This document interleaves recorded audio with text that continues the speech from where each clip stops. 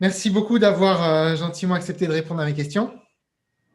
Alors, Frédéric Fournier, vous êtes pasteur de l'Église protestante unie depuis une dizaine d'années. Mhm, Vous accompagnez actuellement la paroisse luthérienne Saint-Marc de Massy. absolument. Vous êtes engagé dans le dialogue interreligieux. Vous intervenez notamment aux rencontres interreligieuses du Centre Védantique de Gretz et au Festival pour la paix à la Grande Pagode de Vincennes.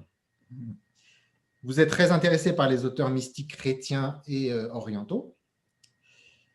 Et vous avez suivi de nombreux stages de méditation dans les monastères chrétiens, mais aussi dans des centres bouddhistes. D'ailleurs, vous pratiquez la méditation depuis 6 ans, je crois que j'ai noté. Bon, maintenant un peu plus, hein, ça doit faire 9 ans à peu près. Ouais, ouais. Et je fais actuellement une formation pour être, sur 15 mois, pour être instructeur de pleine conscience. D'accord, la fameuse formation MBSR, c'est ça? Voilà, exactement. Ok. Parfait, donc un parcours riche et varié. Mhm. Donc, je pense que les réponses vont être d'autant plus intéressantes. Est-ce que vous voulez rajouter quelque chose? Ou est-ce que... Non, là, ouais, non, vous avez dit l'essentiel, là. Parfait. Alors, c'est parti. Première question. La vie a-t-elle un sens? Ah oui, sinon je serais pas pasteur. En fait, c'est une question vraiment moi qui me touche hein, quand le fait que vous me la posez parce que c'est une question que je me suis posée depuis l'âge de 16 ans en fait. Je me souviens, j'étais en troisième et j'avais demandé à la prof de français, mais à quoi ça sert de vivre? Vous voyez.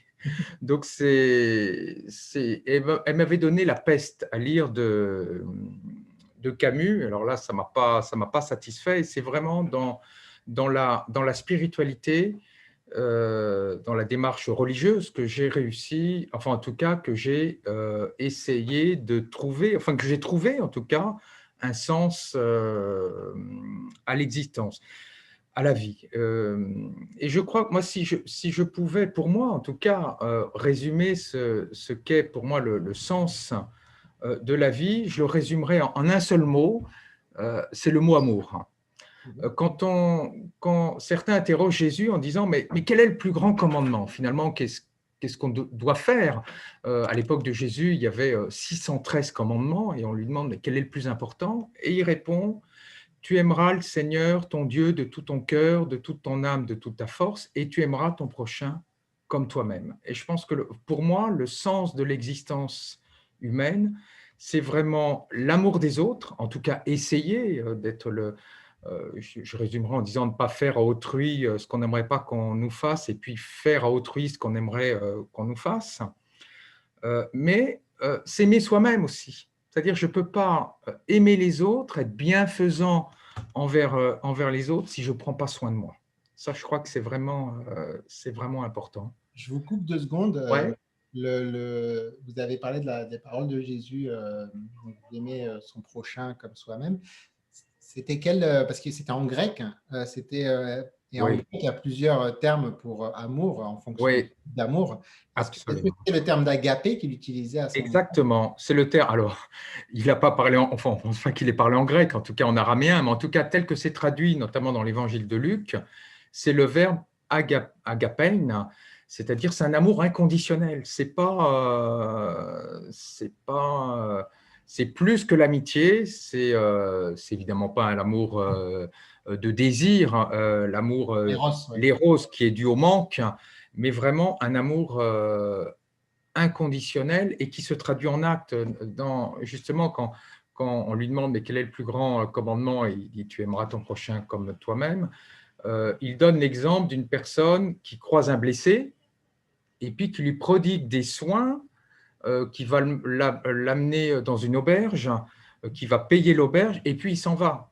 C'est-à-dire il n'y aura jamais de retour de la part de la personne qui l'a aidé. Ça, je trouve ça simplement parce qu'il a été pris de compassion. Et ça, je trouve que c'est vraiment quelque chose, moi, je trouve de très, très fort. Alors, j'ai beaucoup de mal à l'incarner, ça, je dois l'avouer, mais en tout cas, c'est quelque chose de très fort. Et donc, voilà, l'amour du prochain, l'amour de soi, prendre soin de soi, vraiment, hein, c'est pas de l'égoïsme. Je peux pas être bienfaisant envers les autres si je ne suis pas bienfaisant envers moi-même.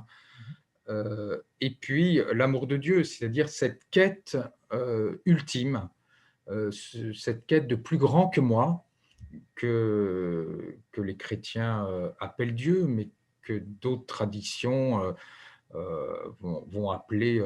Vous êtes en train de me faire la transition, là. Je sens la Ah bon? transition venir, là, vers la deuxième question. Est-ce que la Ouais. première question, on en a fait le tour, à peu près? Oui, oui, oui, on a Mon fait amour, le tour. ça marche. Bon, c'est difficile d'en faire le tour, mais en tout cas, l'essentiel est dit. Ouais, ouais, voilà, là, cet amour de soi, des autres et cette quête de l'ultime. Ça marche. Alors, parlons de Dieu maintenant. Ouais. Deuxième question. Dieu, pour vous, c'est? Eh ben, c'est très difficile pour moi d'en parler parce que si je parle de Dieu, si je mets des mots sur Dieu, je vais trahir sur ce qu'est Dieu. Euh, Il y a un mystique que j'aime énormément, Maître Eckhart, donc du Moyen Âge, qui a été hélas condamné à l'époque. Il dit de manière très provocante dans un de ses sermons allemands, Dieu n'est pas bon. Moi, je suis bon, mais Dieu n'est pas bon. Alors on dit, mais attends, mais qu'est-ce qu'il veut dire là par là? Bah oui, il dit, la bonté, on ne le connaît que par rapport aux humains. C'est-à-dire, je connais la bonté de mes parents, la bonté des personnes que j'aime, la bonté voilà, de mes proches. Mais tout ça, c'est une bonté humaine. Et Dieu est au-delà des humains. Et donc, coller une qualité humaine sur Dieu, c'est déjà le trahir. Alors bien sûr, je suis obligé, on est obligé de mettre des mots sur Dieu pour pas le faire disparaître, en tout cas, de notre quête, mais en tout cas, il est au-delà des dogmes et des doctrines. Alors là, j'en suis intimement convaincu. Il est au-delà de nos sens, hein, au-delà de notre intellect. Et je pense, enfin, c'est vraiment ce que je vis. Pour connaître Dieu, il faut en faire l'expérience. Il faut en faire l'expérience. Si je présente un pot de miel à quelqu'un qui n'en a jamais goûté, je ne vais pas lui décrire le miel, je vais lui proposer d'en goûter. Et Dieu, c'est exactement la même chose. Et je crois que ça, là, vraiment, la méditation, en tout cas pour moi, est le chemin pour expérimenter Dieu. Ça, c'est le premier point. Et le deuxième point, pour ne pas m'enfermer, en tout cas, dans la compréhension que j'ai de Dieu, qui est forcément limitée, je crois que le dialogue interreligieux, je ne crois pas, j'en suis persuadé, est extrêmement important parce que je vais avoir un autre point de vue sur cet infini que moi je nomme, que je nomme Dieu. Et puis le troisième point, puisqu'il faut que je parle de Dieu, vous m'avez demandé, et Dieu, qu'est-ce que c'est? Je le vois vraiment comme une force, une intelligence en tout cas, qui organise le monde, qui fait que ce monde n'est pas chaotique, et une force bienveillante avec laquelle je peux rentrer en relation. J'ai envie de vous poser une question à ce stade. Ouais. Vous avez parlé pas mal de méditation, etc. Qu'est-ce qui fait que vous avez été plutôt vers la voie chrétienne protestante, par exemple, plutôt que vers une voie bouddhiste? Alors, il y a deux points. Il y a Dieu aussi, notamment. Voilà. Oui, deux points. Alors, quand j'étais en quête spirituelle, le plus facile pour les personnes de ma génération, c'était de frapper à la porte d'une église, hein, déjà. Mais je pense qu'il n'y a pas de hasard. Même si j'ai vraiment une extrême sympathie pour le bouddhisme, notamment pour cette quête de connaissance de soi, cette quête d'éveil, que moi je qualifierais derrière l'éveil, moi je vois Dieu, mais en tout cas, ça c'est un bouddhiste ne dirait pas ça, et je le respecte infiniment, mais en tout cas, moi j'éprouve ce besoin de Dieu, c'est-à-dire cette force avec qui je peux rentrer en contact, avec qui je peux oui, m'unir. Et ça, dans le bouddhisme, qui est une voie tout à fait respectable, c'est une voie non théiste. Et ça pour moi, j'éprouve un manque, en tout cas. J'éprouverai un manque. Ok, merci. Vous avez parlé de vous unir à Dieu. Ouais, On va peut-être l'évoquer dans la troisième question. ouais. Troisième question, après la mort, stop ou encore? Encore et stop. L'inverse, Encore, stop et encore plutôt. euh, sincèrement, oui, stop pour cette existence, en tout cas limitée, ça je le crois. Alors déjà, je suis simplement dans un pari. Je ne peux absolument pas démontrer, j'en serais bien, c'est pas possible, qu'il y a quelque chose après cette existence-ci, pas plus qu'on peut me démontrer qu'il n'y a rien du reste. Là, je fais un pari de l'ordre pascalien, si j'ose dire, qu'il y a vraiment, je vis comme si, et je crois sincèrement, il y a quelque chose après. Alors, ceci dit, je ne pense pas que par exemple, Jésus, dans l'évangile de Jean, qualifie de vie éternelle, ne commence qu'après cette existence terrestre. Ce que j'apprécie beaucoup et ce qui me parle, notamment dans l'évangile de Jean, c'est que la vie éternelle, elle ne commence pas simplement après la mort physique, mais elle commence ici-bas. Et qu'est-ce que c'est que la vie éternelle? C'est une qualité de vie autre, supérieure en quelque sorte, comme la chenille qui devient papillon. Et la vie éternelle, c'est vraiment être en rapport, en communion, en union, en fusion, ça, les mots me manquent en tout cas, avec Dieu. Justement, Euh, ouais, justement, communion ou fusion? Parce que c'est un petit peu, c'est ce qui peut faire justement la différence entre une vision chrétienne d'union sans confusion et ouais, une vision plus, justement, plus fusionnelle, plus extrême orientale, où il y a une sorte de ouais. fusion dans le grand tout. Ouais. Euh, alors, je vais dire, je ne sais pas, je suis pas encore, j'en suis pas revenu.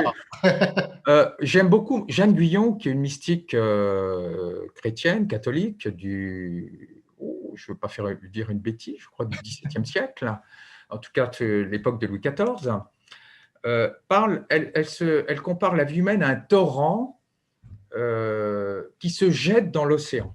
Mhm. Pour elle, c'est ça la vie éternelle, c'est ça le but ultime de la vie, et le torrent devient la mer, en quelque sorte, devient l'océan. Et j'aime beaucoup cette. Alors, on est vraiment dans des images. De toute Sûr, bien façon, on est. Mais en tout cas, c'est quelque chose qui me parle énormément et que je crois qu'on peut expérimenter, en tout cas dans la méditation, c'est d'expérimenter en tout cas autre chose, en tout cas, que cette existence limitée, même si dans cette existence limitée jaillissent des moments, j'allais dire, tout à fait autres. Je ne sais sûr. pas si je me fais bien comprendre. Ça Donc, marche. stop pour cette existence qui est pas toujours très facile, en tout cas, hein, mais en tout cas, encore pour une union, une fusion avec le divin. Ça marche. Ça me paraît clair. Est-ce que vous pensez avoir tout dit? Et donc, Assez. Est-ce que vous pensez avoir tout dit? ouais, alors il y aurait sans doute, on verra quand on y sera, mais en tout cas, je crois que le mot résurrection, qui veut dire être réveillé, être debout, c'est ça, en fait. C'est vraiment cette union, cette fusion avec le divin. Oui, je pense en avoir assez dit. D'autres de vos intervenants compléteront, contrediront, et c'est très bien comme ça. Avec plaisir. Merci beaucoup. Passons à la quatrième question. Un personnage spirituel qui vous a marqué. Alors, le personnage spirituel qui m'a marqué, c'est Luther. Hein. C'est Luther, à une époque où j'étais totalement en révolte par rapport à l'institution ecclésiale. La vie de Luther, que j'ai lu d'ailleurs par un auteur qui n'est pas protestant, qui est Lucien Febvre, moi, m'a complètement bouleversé et réconcilié avec le christianisme, avec la spiritualité chrétienne. Ce que j'apprécie beaucoup chez Luther, Alors vous allez me dire, mais là, tu fais de la pub pour ton fonds de commerce.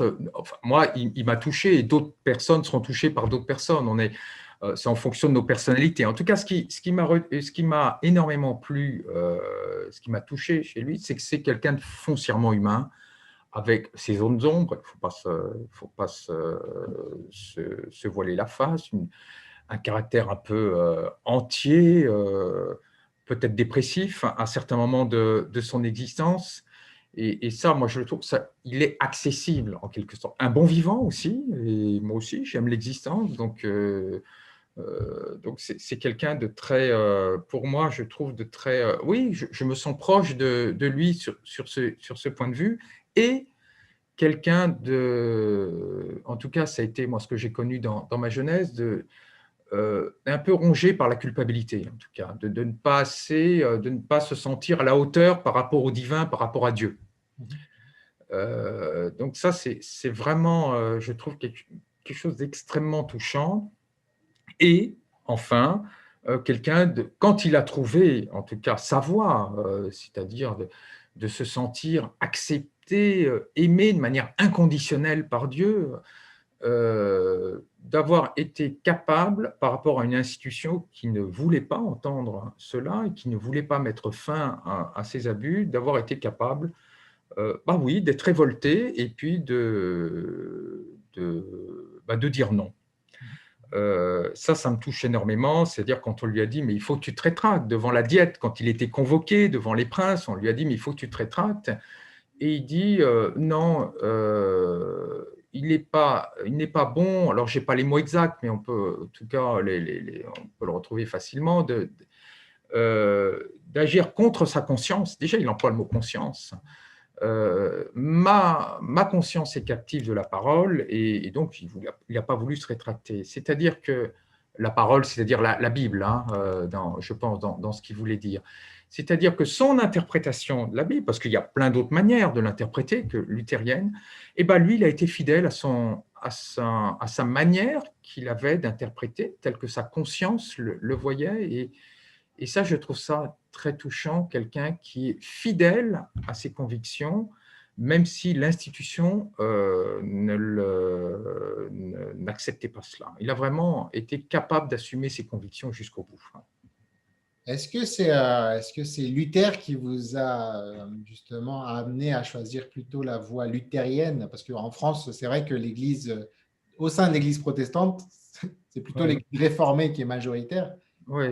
L'Église luthérienne, est-ce que c'est vraiment cet amour, on peut dire, pour Luther qui vous a amené à choisir la voie plutôt luthérienne et être dans une Église luthérienne? En tout cas, d'être protestant, oui, ça, c'est vraiment de rester chrétien déjà, et d'être protestant, ça, c'est Luther. Alors après, toutes les nuances entre Calvin, Luther, Zwingli, enfin tous les réformateurs, en tout cas, me semblent, j'allais dire, assez, pour moi, assez secondaire, surtout après avoir dit que Dieu échappe à tout dogme. Ce serait vraiment là, en totale contradiction. C'est vraiment dérisoire. En tout cas, c'est quelque chose qui m'a touché. Et ce que j'apprécie aussi chez Luther, c'est qu'il n'a pas balancé, il n'a pas la liturgie, enfin des choses qu'il a gardées parce que ça avait sens pour lui. Et ça, je trouve que c'est une démarche moi, qui me plaît, mais je peux comprendre que d'autres réformateurs ont été plus radicaux. Après, ben voilà, il y a un mystique. Alors, pardonnez-moi de citer un mystique qui n'est pas chrétien, en tout cas. C'est pas une chaîne. Ouais, je m'en voudrais pas. Il y a un mystique indien du 19e siècle, Ramakrishna, donc, qui a vécu au Bengale, dit en fait Dieu, alors il emploie une image un peu qui passerait plus aujourd'hui, mais en tout cas il dit c'est comme une maman qui veut nourrir ses enfants et donc elle veut leur donner du poisson. Alors à certains elle va faire du poisson frit, à d'autres elle va faire du poisson en bouillabaisse, à d'autres elle va le préparer autrement, mais en tout cas elle donne à manger du poisson. Et il dit finalement Dieu c'est pareil, quoi. Il propose différentes voies, selon les personnalités de chacun. Et puis ce qui compte, c'est, j'allais dire, c'est de manger de la spiritualité.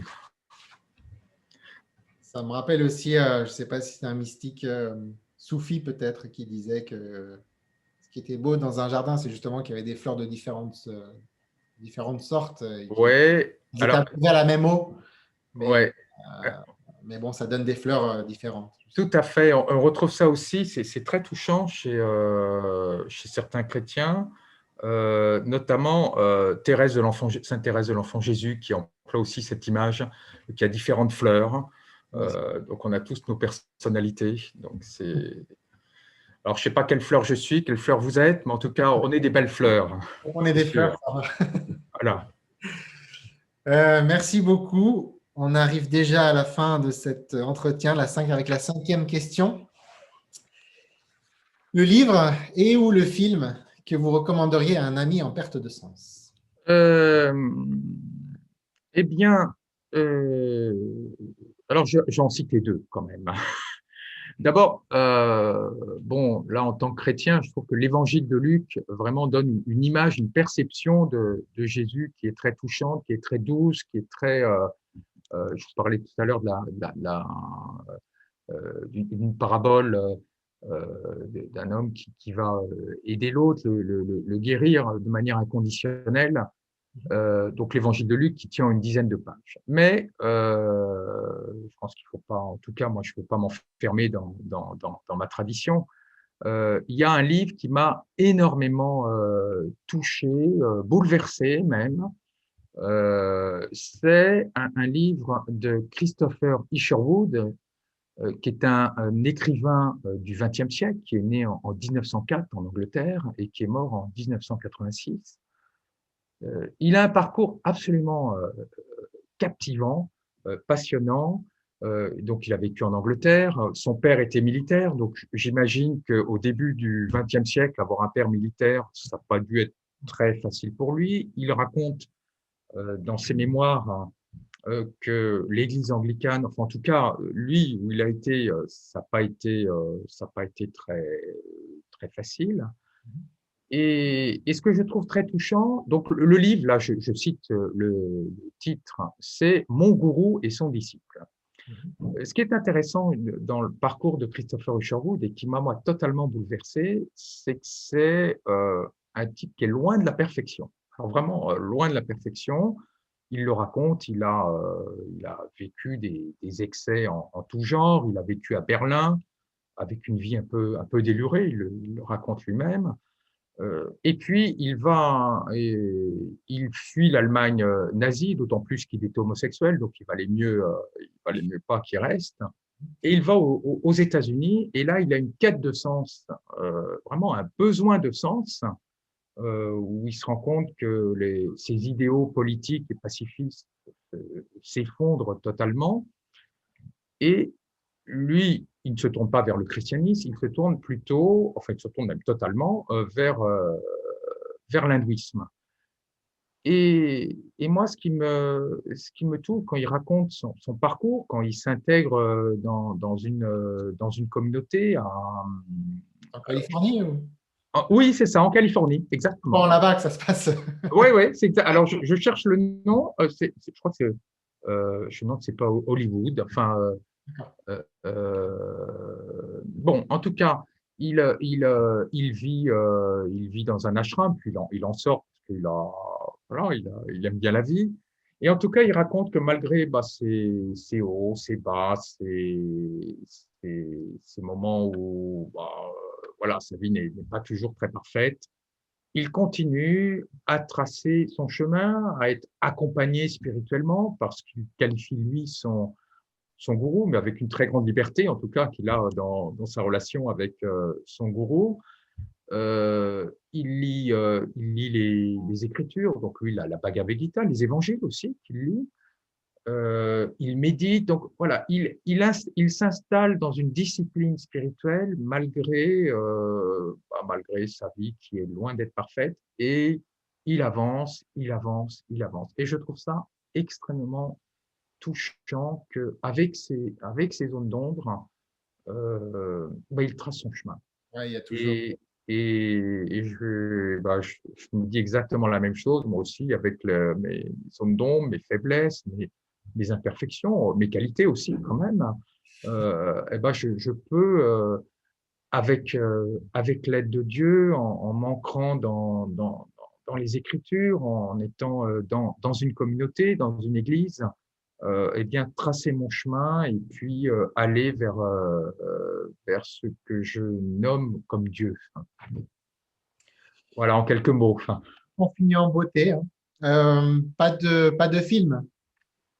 Eh ben non, j'ai pas. Là, j'aurais dû y penser, mais voilà, un livre, c'est déjà pas mal quand Pas même. mal, je prends, je Et puis prends. voilà, je parlais d'imperfection, ben voilà, j'ai pas pensé au film. Ça marche. Merci infiniment, Frédéric. Ben merci à vous, en tout cas, Au revoir pour cet échange.